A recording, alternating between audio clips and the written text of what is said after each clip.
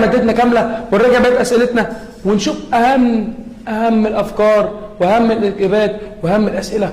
وبيني وبينكم اقول لكم على كارثه محدش هيتوقعها. الكارثه بتاعتنا ايه النهارده؟ ان اصلا النهارده هنراجع نسبه الامتحان او اسئله الامتحان اللي بنسبه 50% جايه الامتحان. 50% من الاسئله دي بالنص جاي بكره ان شاء الله من غير مقاطعه.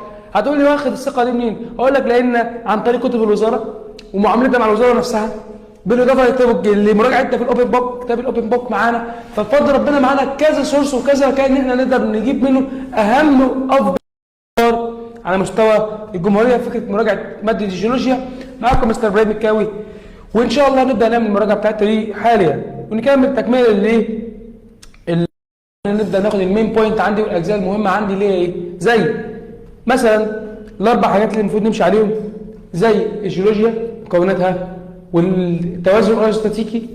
ده مهم جدا، كل مره ارجع عليه عشان التوازن الاستاتيكي مهم جدا بالنسبه لي. بالاضافه لايه؟ بالاضافه للتوازن الاستاتيكي هيبقى في عندنا 3 4 حاجات كمان، اهمهم وافضلهم جزء بتاع الصخور والمعادن. لازم ابقى عارف المعادن، معادن زي معدن الكوارتز ومعدن زي معدن الكالسايت، دول اشكالهم ايه؟ بيتكونوا من ايه؟ وفائدتهم بالنسبه لي ايه؟ الكوارتز لونه ايه؟ لونه شفاف، وقلت بيتكون من البلور الصخري اللي هو ثاني اكسيد السيليكون. جميل. ده بيكون من ذره اكسجين، لا ذرتين اكسجين مع واحده سيليكون. جميل. نكمل باذن الرحمن، وهناخد معانا زي ما قلنا السيليكون وخدنا في نقطه بقى مهمه نسيت نقول عليها امبارح ومهمه جدا. انا قلت اكبر القشره او مكونات القشره كثافه قاريه ولا محيطيه؟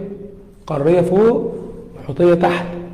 يبقى مين اكبر كثافه؟ الاتقل اللي تحت يبقى محيطيه اكبر من القاريه. تمام. طب ايه تاني؟ قال لك دلوقتي عندي لو قلت اكبر مكونات الارض كلها كثافه، لب داخلي ولا خارجي؟ لب خارجي. لا لب ايه؟ لب داخلي. اشمعنى الداخلي؟ لان هو كثافته 14 جرام لكل سنتيمتر مكعب. اشمعنى؟ ليه الكثافه العاليه دي؟ لانه بيتكون من مصهوب من ايه؟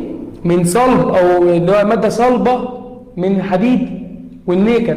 لكن الخارجي من مصهور، ونتيجه الحته دي مهمه، نتيجه دوران اللب الخارجي حوالين اللب الداخلي الخارجي حوالين الداخلي بيؤدي لايه؟ بيؤدي لعمل المجال المغناطيسي للارض.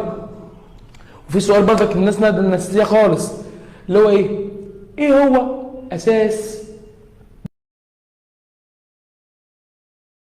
هل نجمت؟ هل رحت مستوحي استحقاق وكلام من ده؟ لا. عندنا بس ايه؟ الموجات الزلزاليه. نعمل ستوب في الحته دي. يعني ايه موجات الزلزاليه؟ وازاي الموجات الزلزاليه هي موجات اسمها الارض؟ اقول لك انا بقى. الموجات الزلزاليه عندنا بتتكون من كام نوع؟ عندي طوليه، وعندي مستعرضه، وعندي سطحيه. طب حلو. الطوليه بتعدي في كله، صلب وسائل وغاز. جميل.